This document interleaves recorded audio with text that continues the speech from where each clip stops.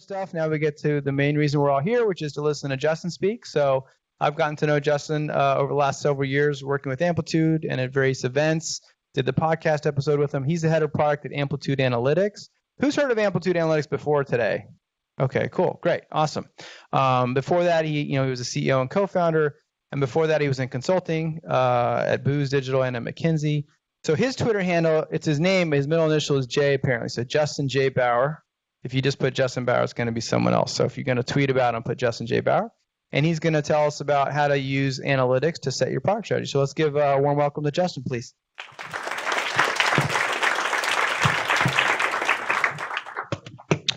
Thank you, Dan.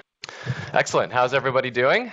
Good Friday, Junior. Excited about the upcoming weekend. I know I'm excited because I get to talk about two of my favorite topics, data and strategy, and how they work together.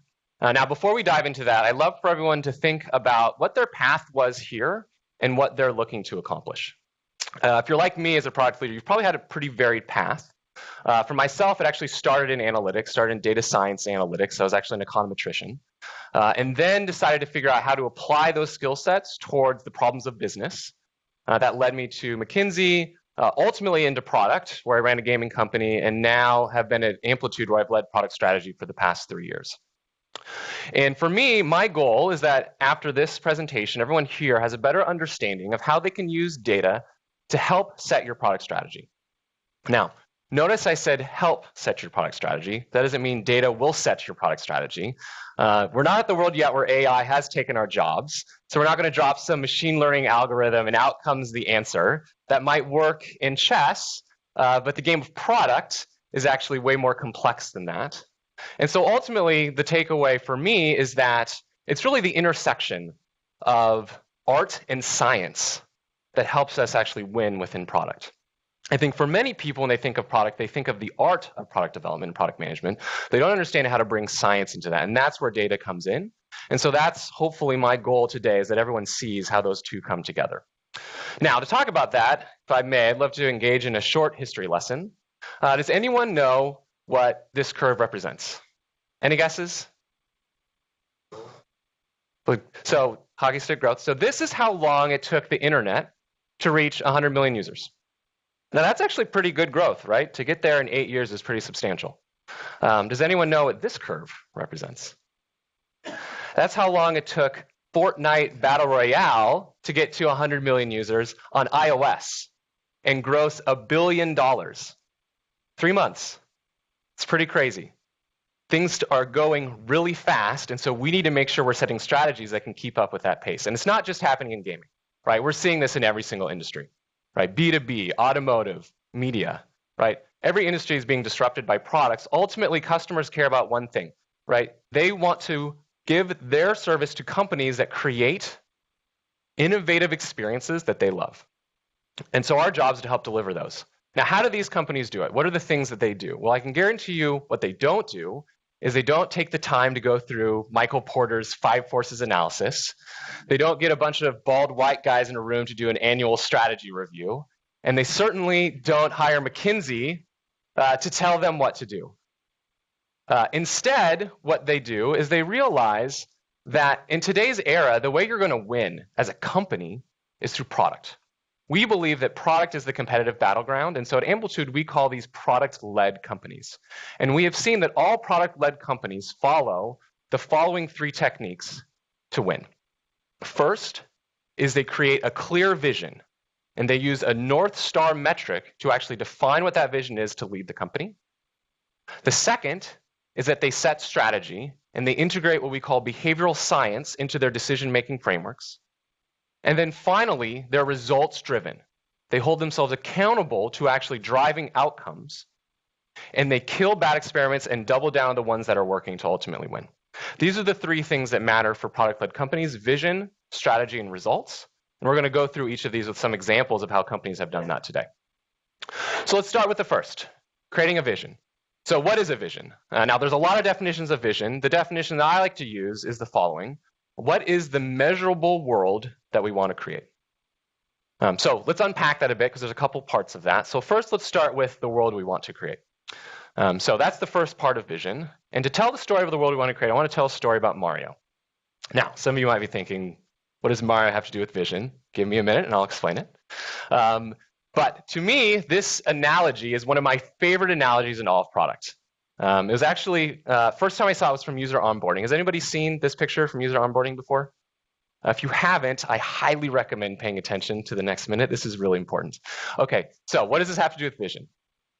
So ultimately, there are three parts to vision. The first is your customer. That's Mario, right? And all the pain that Mario has. The second part is your product, right? So this is ultimately the product that delivers that. And the third is what happens when someone uses your product. They become Fire Mario.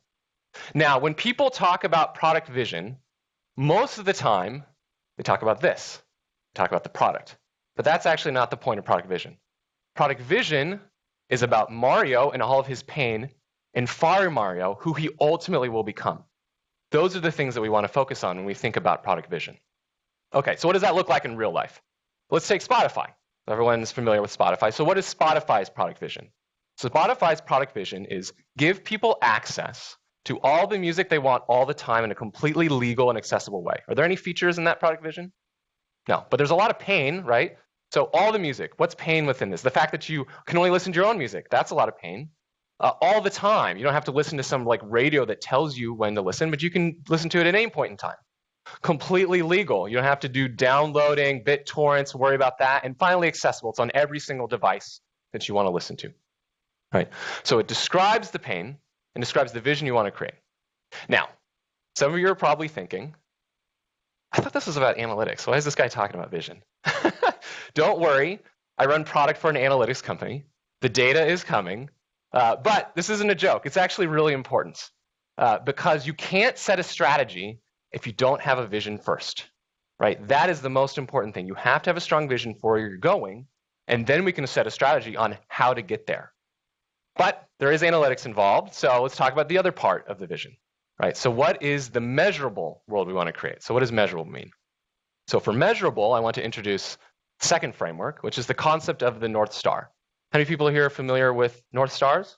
Great. I think it's a very powerful concept and one that I recommend every company use as they think about building product. So the North Star is the leading indicator of future success, right? If we think about what is our role as product people, we want to go from this vision that we have ultimately to some impact created, which eventually will lead to revenue. And so strategy is the path to get there, and North Star is the guiding light that lets us know if we're on that path. Okay, so how do we create this North Star? Well, there's three things that we need to do that. The first is we need to understand what is the game that we're playing. That will help refine in kind of the boundaries of the North Star.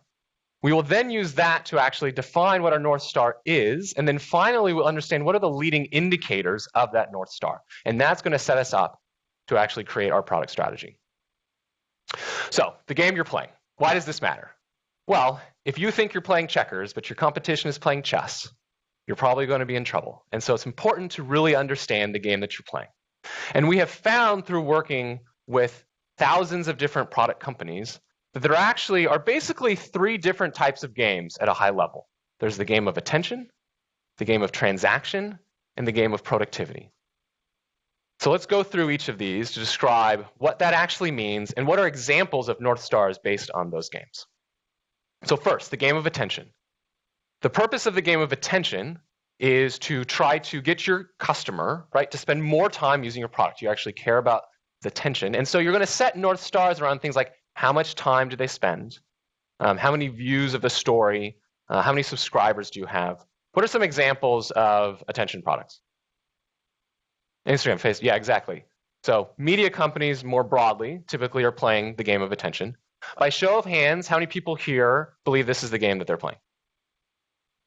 Anyone? Couple? We got a couple people playing the game of attention? Great. Second game, the game of transaction, right? So this is you're actually trying to get someone to convert in a transaction, most likely make a purchase, and that is the purpose of your product, right? So things like number of purchases, number of seat upgrades, these would be the typical types of North Stars. What are examples of companies that fall under this game? Amazon, yeah, Walmart, exactly. Who here thinks they're playing the game of transaction? Great. And then the last game is the game of productivity. This is around task success. There's a task, you're trying to help someone complete that task. So ultimately, you might see North Stars like records created, messages sent, queries completed. What are some examples of companies playing this game? Yeah, Salesforce, Slack, Amplitude. Any B2B company is definitely going to be in this bucket. So these are the three types of games. And these games help frame in, basically, the types of North Stars that you might actually want to create. Now, you probably noticed, though, not all the North Stars are the same. So it's more than just the game you're playing to help you set your North Star. We actually find there are three components necessary to create a great North Star. The first is that it measures customer value. So note, this is not app opened.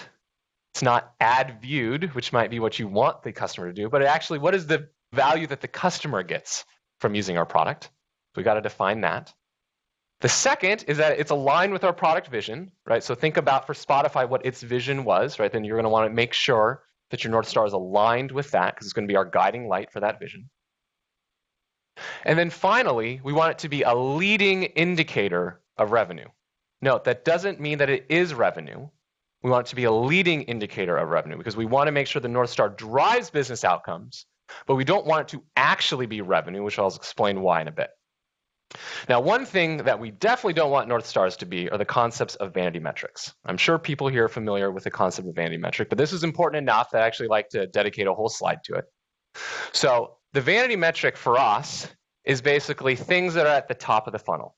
That doesn't mean they don't matter. Tracking Vanity Metrics can be helpful. But your North Star is not going to be at the top of your funnel. Your North Star is going to be deep into the funnel, what we call the critical event. My favorite example of this is actually from Postmates. So Postmates is a customer of ours. And for them, they definitely track the funnel from app install to app open to people searching for restaurants actually converting and making a purchase to the delivery. But none of those things are actually their North Star. The North Star for Postmates is happy deliveries, which is very deep in the funnel. Right? For them, that's what they're trying to drive. And they actually have a very clear definition of what a happy delivery is. A happy delivery is a delivery that is made on time, not early or late, and has no issues. And they actually used product analytics to figure out that that definition was most highly correlated with retention, which ultimately is the biggest driver of lifetime value. So remember, not revenue, but a leading indicator of that. So happy deliveries was what it was for Postmates. Okay, so let's go back to the example, Spotify, and see if we can figure out what that might be for Spotify. So, anyone read the F1 for Spotify earlier this year? They went public. Anyone who read it? So Daniel Ek talked about Spotify, obviously the CEO, and talked about the things he cares about most. So what do we think is the thing that Daniel, as the CEO, cares the most about Spotify? What are some guesses? Anyone? Any guesses? Anyone a Spotify user? What's that? Customers, and what metrics would they might they care about? Hours. Listening time, yeah, exactly. So listening time definitely is something that Daniel cares about, but ultimately he's the CEO. What does he care about? He cares about revenue, right? Because he has to deliver, right, revenue, because he has to deliver value to shareholders. But as we just talked about, revenue is not a great North Star metric, so we have to figure out what does the product team care about? Well, the product team wants to figure out how can they take the fact that revenue is ultimately what the goal is. How can they have a North Star that translates into that? And so let's break that down. Spotify, two different types of customers. They have the premium subscribers, and then they have their ad-supported free users. So those are going to be two drivers of revenue for the overall base. Does anyone know what percentage of users fall under each of those buckets? Any guesses? How many people fall in premium? Does anyone have a guess? 30. It's actually quite a bit. It's 90% of revenue is actually in users. Yes. Yeah. 90% of their revenue comes from premium subscribers. And then does anyone have a guess as to what the average listening hours per month is for premium? 10, 20, 75. There you go. Nice, great guess. 75, where it's only 25 for free users. So given this information, if you were to come up with a North Star metric for Spotify, what would it be? Any guesses? Curated playlist. Curated playlist? Okay, good guess. Hours listened. Yep. Frequency. These are all, we're going to actually talk about all these things, which is up. So hours listened closed. So the actual Northstar metric is time spent by subscribers listening to music. Okay, so let's break that down. Let's actually see if that's a good Northstar metric. So we'll go back to our framework. 1, is that a measure of customer value? Yeah, I think time spent. I think all of us are trying to spend time if we're listening to Spotify, so that definitely checks the box there. Is it aligned with their product vision? We talked about the music you want all the time in an accessible way, for sure. That definitely aligns with the ultimate vision they have. And is that a leading indicator of revenue? Yes, subscriptions is their main driver of revenue. And so that checks the box. So this is a great Northstar metric for Spotify. And so great, we've set the Northstar metric. Awesome. So now we should just hand that over to the product teams and let them go build a bunch of stuff to drive the Northstar metric, right?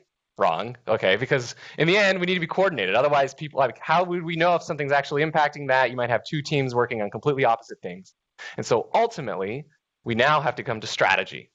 The strategy is the path to now deliver on that product vision in Northstar. So how do we do that? Well, to do that, we actually take our Northstar, but we break it down into the underlying components that make it up. And so we have found that there are 4 components that drive just about every single Northstar. So the first is the concept of breadth, which is basically how many users are actually taking the action reflected in your Northstar. The second is depth, which is what is the depth of engagement. The third is frequency, which is how often you actually engage in that action. And finally, the fourth is efficiency. How quickly do you succeed in completing this loop? And so basically every Northstar is going to have some component of these drivers ultimately driving it. And so we recommend actually taking it and breaking that down. So let's go back to Spotify. So we said for Spotify, time spent by subscribers listening to music is its Northstar metric. And we can actually break that down into these underlying components. So for breadth, that would be number of listeners. Or we can actually look at trial users or number of premium subscribers. And if we increase that, we'll ultimately increase the Northstar. On the depth side, we can look at content engagement. So here that might be number of hours per session. And once again, if we increase this, we'll increase our Northstar. And then finally, on the frequency side, listening frequency. How many sessions per week do our users engage in? And once again, if we increase this metric, it will eventually increase our Northstar. Cool, so that's an example from Spotify. Let's see if it applies to some other products. So wanted to pick another product that everyone's probably pretty familiar with, so Netflix. We're actually not going to talk about this version of Netflix. We're going to talk about the version of Netflix from 10 years ago. So where did they start from to actually get to that version of Netflix? And so 10 years ago, right, they cared a lot about DVDs. So let's break it down. Let's talk about Netflix. So first of all, what's the game that Netflix is playing? It is a subscription business. What's the ultimate game? Attention. Yes, that's right. So Netflix is playing the game of attention. And so what's a good Northstar metric for Netflix?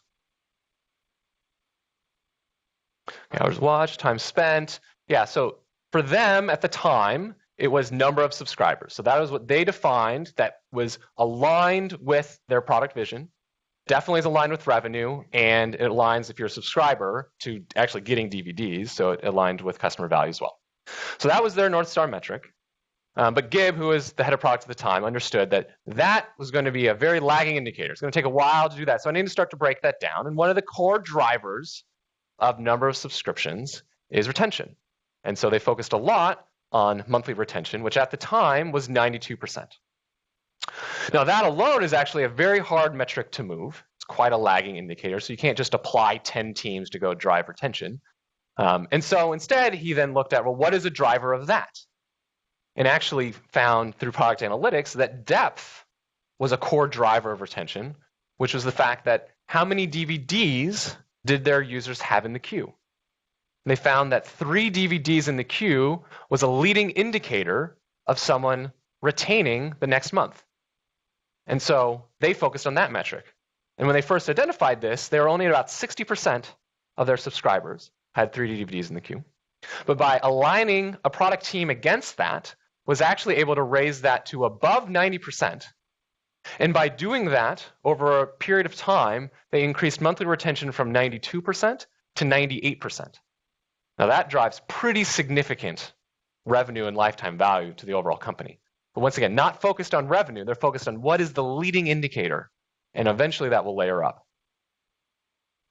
And this is powerful. This is what we call behavioral science. It's understanding that in the end, yes, you're trying to drive an outcome, but outcomes are lagging indicators. It takes a while to actually get those metrics to move up in an outcome. And so you need to break those down ultimately into the KPIs and input metrics that drive that. And when you understand this for your product, you literally understand all the drivers within your product, it actually makes your product strategy decisions relatively easy. Because then you just start to align teams on ultimately driving and improving those metrics. And so that's what we do at Amplitude. So for Amplitude, our Northstar metric is weekly querying users. That means someone not just coming to Amplitude or viewing a dashboard, but they're actually running a query. They're answering a question, because ultimately we're trying to drive people to answer more questions. And then we break that down into the drivers of weekly querying users. We look at breadth in terms of how many users do we have actually coming in, and we know that retention is a core metric for that. So we have a team focused on retention. We look at power users and depth, how many people are actually saving. We have a team focused on driving that. And then finally, we look at efficiency. What's the time to value? How long does it take from the time we sign a customer to them actually activating an account? And so I have teams lined up against each of these, but these are North Stars for those teams. So then they have leading indicators that they focus on. So that first team, the retention team, focus on actually new users. Do they engage in valuable content within their first 12 hours? And that is a metric that we believe we can move over a 6-week period. And so that pod is focused on building product to help drive that. And on and on. Same thing for the middle pod, right? They're looking at depth. Can we get someone to 5 queries? And then finally, how long does it take once we have data to get you to valuable consumption, which is a component driver of time to value for us. Cool. Okay, so now we have defined the vision. We've defined the strategy. We now have a strategy. The last piece that matters for product-led companies is that they then measure results, right? They're held accountable to actually driving outcomes. And so ultimately, we want to make sure that we use metrics to see if we're on the right path. We've defined the path, but now are we on the right path? And the best way to do this is probably a concept that a lot of people here are familiar with, which is the concept of OKRs. I'm sure most people here have heard of OKRs. If you haven't, I definitely recommend reading John Doerr's book, Measure What Matters. So I'm not going to come here and talk about general principles behind OKRs, but what I do want to talk about is how to use them in product. Because I've worked with a lot of teams who use OKRs, and I find that a lot of them make some mistakes in how to apply OKRs, and I've also seen some teams that are great at it.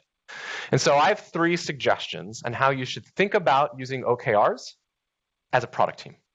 The first is understanding that they're called OKRs and not KROs. I'll go into that in a bit. The second is you should know the difference between input, output, and outcome metrics.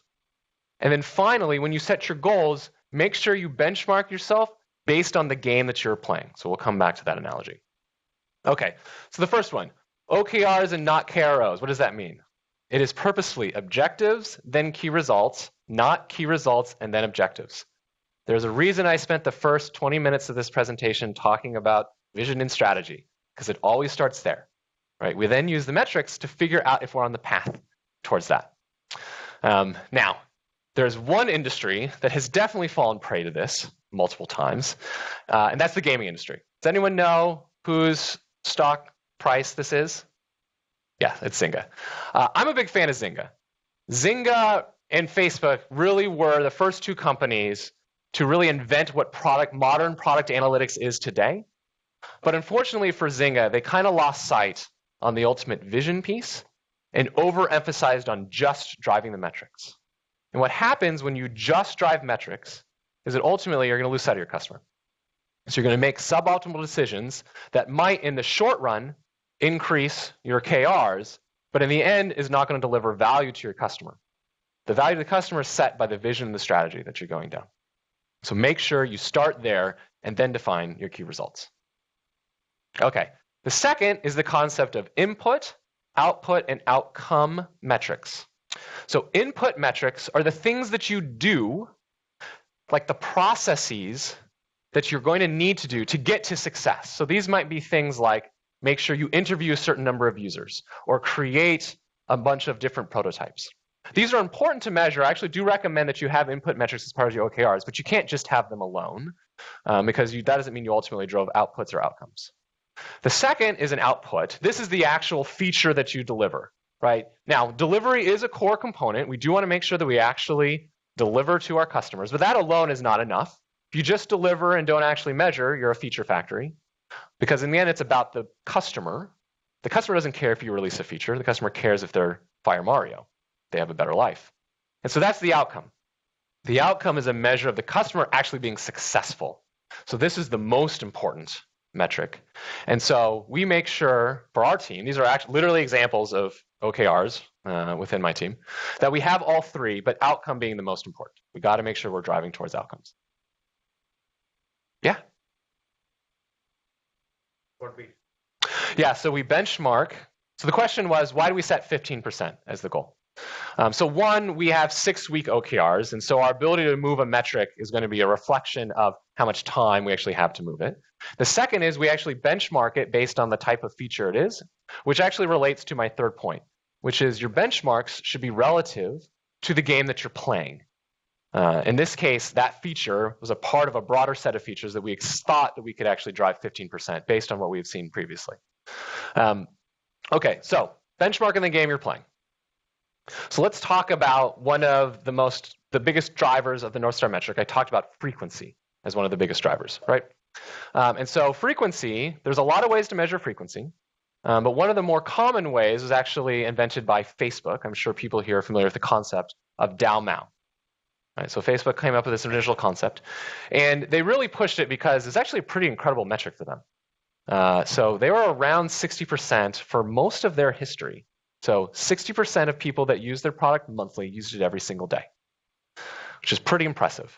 But what happened was every single VC saw this and then started measuring all products against this.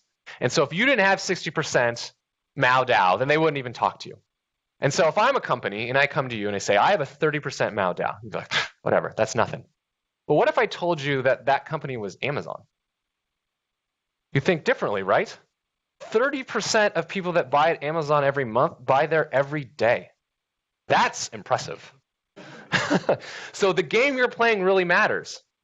As a productivity game, I don't even care about DAU/MAU. That's not a metric that even really matters to me. I actually measure it in a much different way. If you're interested in actually a much better way of measuring this, actually, Andrew Chen came out with an article about 2 weeks ago on basically power user curves. I highly recommend. I'm happy to talk about it in depth.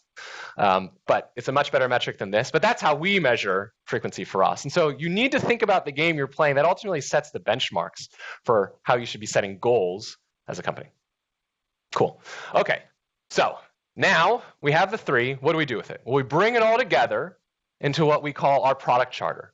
So this is our organizing document that we create for the overall company, and then for every single pod creates one of these documents that has all three of these things: vision, strategy, and results. And so for us, it looks like this. Starts with the vision, right? So we have vision, the Northstar metric, underlying customer pain. We then talk about the strategy, which for us is the techniques we're going to do, and we didn't talk about risky assumptions, but that's a core part of strategy as well. And then we have our OKRs, objectives, results, and then finally the priorities. So what are the literally tactical things we're going to do over the next 6 weeks? And so like I said, everyone does this. In fact, this is an example of Amplitude 3.0. We're in the process of building this right now. So this is my product charter. And then all of my teams create this for all their pods as well. And the cool thing is we then refresh this. So vision's not going to change that often, right? But as you move down the path, you're going to start to see things change. So we're going to refresh strategy, right, every single 3 months, and tactics every 6 weeks. Cool. Okay, so in conclusion, to be product-led, to win in this new era where companies can get to $1 billion in revenue in 3 months, we think you need to do 3 things. The first is set a vision, use a clear Northstar metric to create the clarity of where you're going within your organization. The second is then use that to set your strategy and integrate behavioral science into how you make decisions within your team. And then finally, be results-oriented. Hold yourself accountable to the outcomes that matter, to use that to see how you're doing, kill the things that don't work, and double down on those that do. Cool. And with that, I'll open up for questions. Thank you. Great. Thanks for a great talk, Justin. So the way this works, if you want to ask a question, raise your hand because we got to do it on the mic so everybody else can hear it and so the video can pick it up. So we have a couple of folks, Rohan here running a mic, and Mike running the mic. Here you go. There's a question right there. Thanks.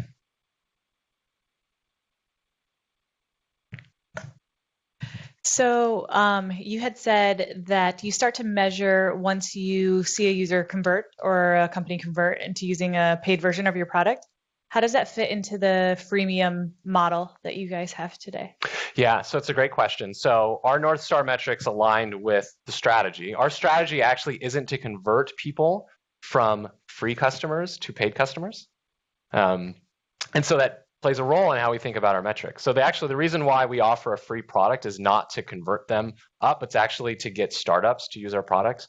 And then eventually those startups will either get acquired or go out of business. And then they'll join larger companies. We like your free product. Thank you. Yep. But that's why we offer. We're not trying to make money, and we don't try to upsell. And so you actually see that within our product. We don't have these upsell banners. That's actually not a core part of our strategy. And so our Northstar metric doesn't actually reflect that. Mm-hmm.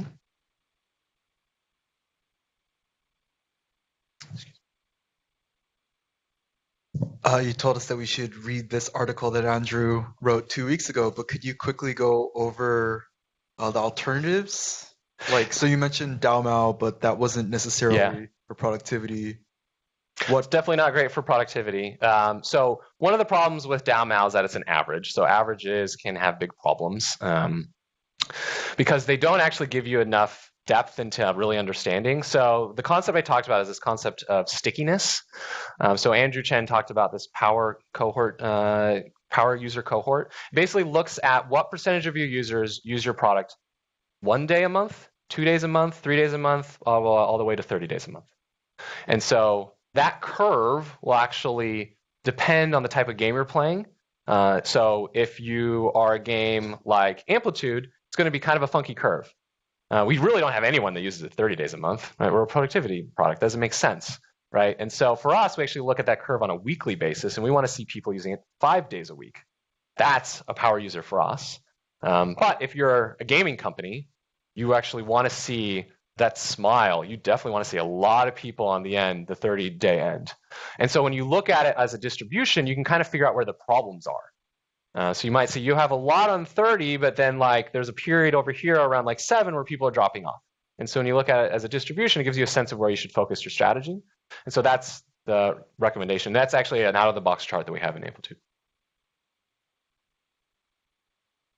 All right, thank you for the talk. Found it very interesting, your methodologies. Now in my case, I'm working for a sort of researchy long-term project, self-driving cars, and so I'm wondering, for such a long scope project, your methodology, could it still be applied? And, since it's such a long horizon, do you think something has to be adapted? Mm-hmm.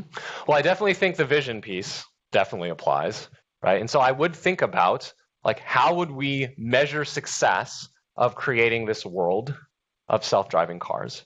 Now, you're certainly not going to get into the OKR part because you haven't actually deployed anything yet. So it might be a bit early to actually get into the meat of the product, of the concepts. So steps 2 and 3. Probably wouldn't spend a ton of time there, but I definitely would spend a lot of time on 1 because that is a reflection of basically, ultimately, how are you going to measure success? I think that's an important question to ask, even when you start a company, to be asking yourself that question. But then once you actually get a product out there, then you're going to really want to drive into the behavioral science of understanding what are the underlying drivers of it. Here you go. Thank you so much for sharing your experience and knowledge, first of all.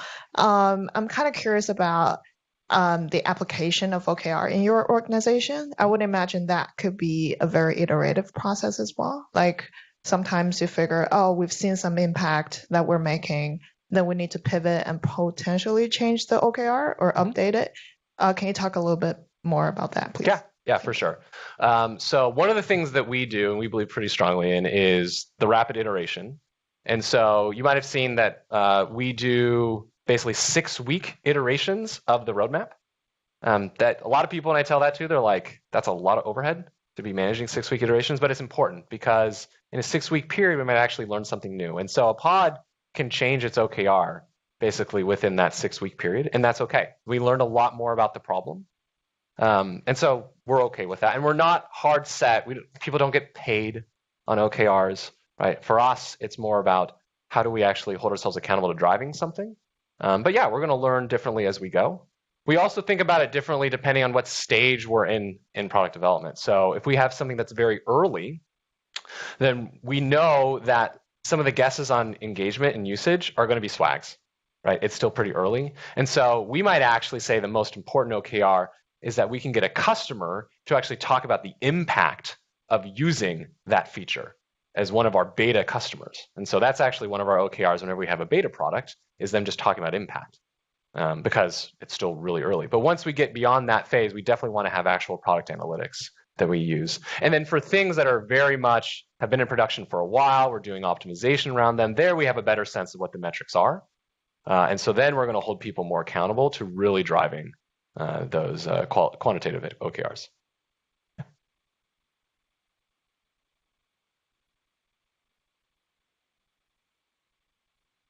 We use Amplitude to understand user behavior for 16 startup products. So Nice. it helps us a lot. Thank you for building this great tool. That's great. And we want to be better at it because we use it a lot. What would your advice be? How can we be better at using Amplitude? Great question. So some of the ways to be better at using Amplitude. So one, I'd recommend going to our blog. So a lot of the things I talked about here are actually articles that we've written about. Dan mentioned the retention playbook. So we invest a lot in the community to help people learn how to use Amplitude. And so, yeah, me and a couple other people on the team actually created a 150-page textbook, effectively, on how to improve your retention. That was not marketing collateral. We literally worked with 7 customers and did 8-week engagements using Amplitude to improve their retention. And then turned that into a book because we wanted to invest within the community. And so those are like some of the starter things that I definitely recommend checking out. We also do workshops. And so if you come to some of our events, like Amplify that Dan mentioned, so that is not going to be just people talking. It's great, people talk. I'm sure everyone enjoyed the presentation, but we actually will have tactical things that you can do as well. So literally getting into the meat of how do you actually use Amplitude. So those are some of the ways that I'd start. I think there's a lot of great content out there. If you're not familiar with Reforge, I highly recommend working with Reforge. So they're partnering with us for our conference. They have a lot of great content, and they do 8-week classes. We participated in their beta. It was a great class. So I think there's a lot. It's actually a really fun time to be in product because they're now starting to see a lot of things out there. So hopefully those are at least a couple. So the book that you mentioned, it's on the Amplitude website? Yes. Yeah, exactly. So you go to the Amplitude website, you can find it, download it, PDF. Thank you. That's right. ProductAnalyticsPlaybook.com as well.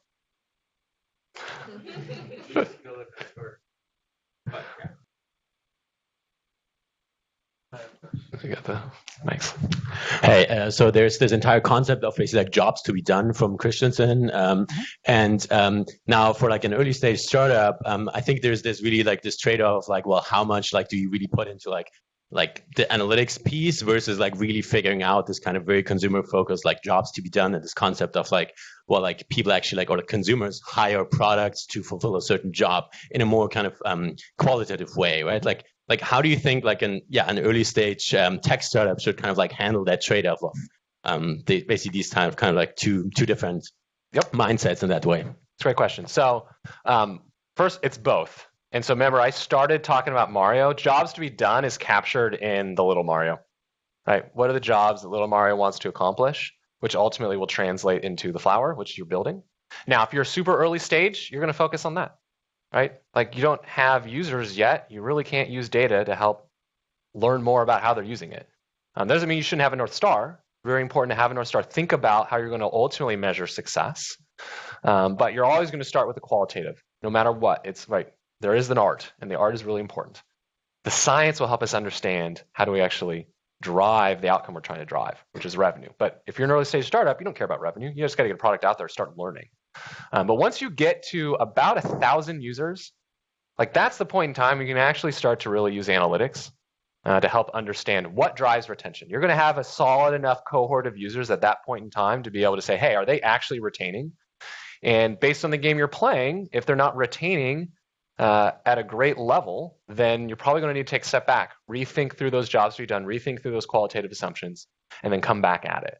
And so analytics about that stage will give you a pretty good sense if you're on the right path or not. Do you describe yourselves as product analytics or user analytics, and how do you differentiate the two? That is a spectacular question because we debate that actually a lot.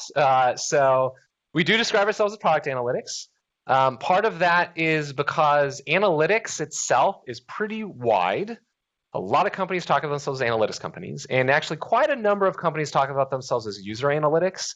And so we made a call to say we want to make sure that we win the hearts and minds of product teams. That has always been our vision. Our vision is helping companies build better products. And so to help make sure that we can kind of differentiate through the clutter, we said we're going to be product analytics. To basically tell, like, you as a product user want to make sure you're using product analytics. The reality is product analytics, user analytics, I think it's the same thing. In the end, it's about the customer and understanding how's the customer using our product. And my definition of product is actually wider than what you might be thinking. I think of product as any interaction that you can have with your customer. So email is a part of product, right? Push notifications, offline experiences, all of those are part of your product. And ultimately, most of them will become digital. That's the big transition that's happening. And product analytics helps you understand basically that user behavior. So at a philosophical level, I think they're the same, but that's why we made a choice to call it product analytics. Yeah. I have a question. So you spoke about retention, which is great. And my question is more like, okay, what if problem is within acquisition? If you are in transactional business or something like that, your conversion rates are low. Mm-hmm. How could you apply this strategy to acquisition in more transactional kind of business rather than retention? Yeah. So in the end, that'll look probably similar to like the Postmates example. Like if in the end you're trying to drive some conversion, you're going to understand your entire funnel. And you're still going to want to hold the Northstar metric to the ultimate value. Your Northstar metric is not going to be acquisition. Your strategy might be to drive acquisition, but your Northstar metric is not going to be acquisition, right? Because that doesn't reflect customer value. And so make sure you still understand what's the ultimate thing you're trying to drive, which is some transaction. Sounds like you're a transaction-based game.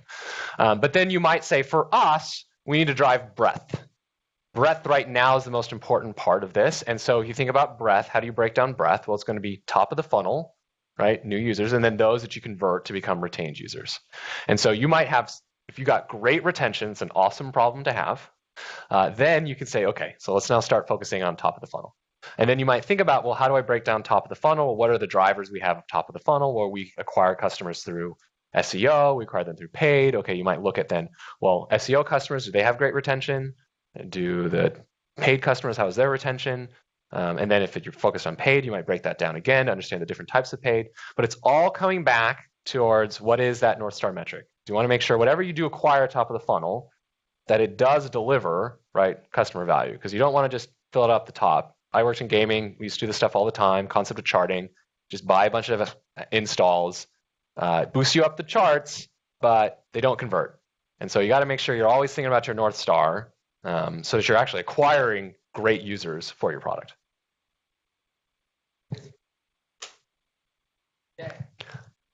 Hello. Thanks. I have a love-hate relationship with OKRs. We do it wrong a lot. We've done a lot of work to get more to the outcome-focused ones, but we fall into the trap of both, especially input, and I hadn't thought about the input for, like, we talk a lot about output or outcome-driven metrics in OKRs, but the input one is new, and I'd love to hear a little bit more about like why that's not, I know why it's not good, but how you think about that. And then you said that you still use them and have some input OKRs. So I'd love to hear so we use all three. I'm not saying that input OKRs are bad. I actually use input OKRs to hold ourselves accountable to our principles. So one of my principles of product development is that we co-develop with the customer. So it's something we talk about a lot. And so an input OKR helps me actually make sure we're doing that. So did you talk to at least 8 customers before we built anything? right? That's an input. Now, if we just did that, does that mean that we're going to be successful? No. But I have a belief if we didn't do it, we won't be successful. And so it's a way for me to reinforce a principle that I really believe in. And so that's why we use an input OKR. But we want to make sure we still have the outcome OKR, so that's the ultimate thing we're trying to drive. Yeah, so speaking of OKRs, I just want to jump in. You mentioned John Doerr's book. That just came out in April. There's a book that came out before that from one of our speakers here, Christina Woodkey, called Radical Focus. It has a golden apple in the front. So you should check out both books, definitely. John Doerr was involved with doing OKRs at Google and other places like that. So I just wanted to give a shout out to Christina Woodkey. She's awesome author and awesome speaker. She spoke here. She spoke on Teams before. But anyway, so you guys can check that out. And on the Twitter channel, I shared the retention playbook that Justin mentioned, and also the new engagement one. But again, if you go to amplitude.com, you can check that out. All right, here you go. Love it. Hi, Justin. Just curious, can your product analytics be used for non-digital, non-user-based products like big machines or systems that generate a lot of error logs or sensor data? I think so. I think ultimately you think about the user model and it's actually the machine. So we see that quite a bit. So we work with companies like Higgy's, a customer of ours, where they have these heart rate, like basically if you go into like a Walgreens or CVS and you get your, blood pressure checked. So for them, that's actually something they instrument. So then they look at, okay, how many times a day are people actually getting checked? Like what do the reports look like? So in the end, you just instrument it differently. So the machine is the user. We have a flexible model around that. So like for instance, in B2B, many times the account is the thing you want to analyze, right? Not the user. And so we allow you to do that. And you can basically turn that into anything that you want. And so devices are examples of that. So we have a lot of IoT customers that actually have analytics around devices. And that's really the user in the model. Hi. Yeah, can you please talk more about the outcome OKR, wherein you mentioned 15% growth? So how do you get to that number, 15%? Yeah, so the actual number itself is a reflection of the sensitivity of the metric that you're trying to drive. And so if you have a metric that's really easy to influence, then you're going to want to have probably a higher goal. Whereas it's a pretty hard metric to influence, then you're going to have a smaller goal. How you learn that is kind of a function of just having more data, and then you can actually see the sensitivity required. So we actually look at, okay, what's the variance within this metric? Based on that, we want to see statistical significance. Okay, to see statistical significance, we're going to have to see at least this amount of movement within the metric. And then we'll use that to actually set what the goal is. Now, you don't have to get to that level of granularity when you're setting them. If you're doing them for the first time, I think it's okay just to say like 20%. But over time, if you have a metric and you have a lot of data, you can actually start to get pretty precise in like what you would consider to be a successful movement of that leading indicator metric.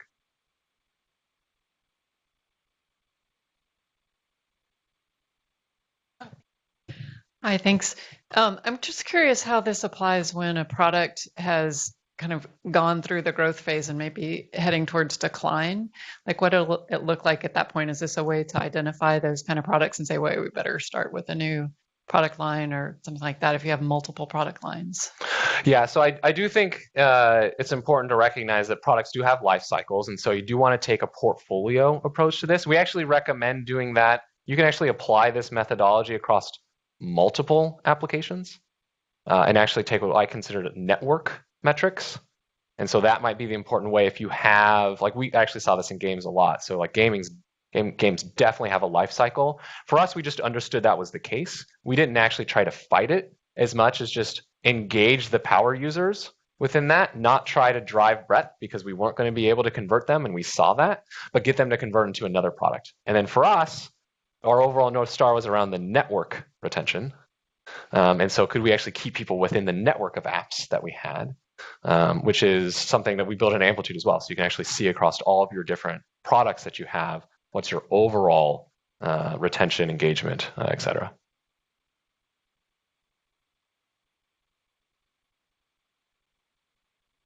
Cool. Any other questions? 1 second, let me give you a mic.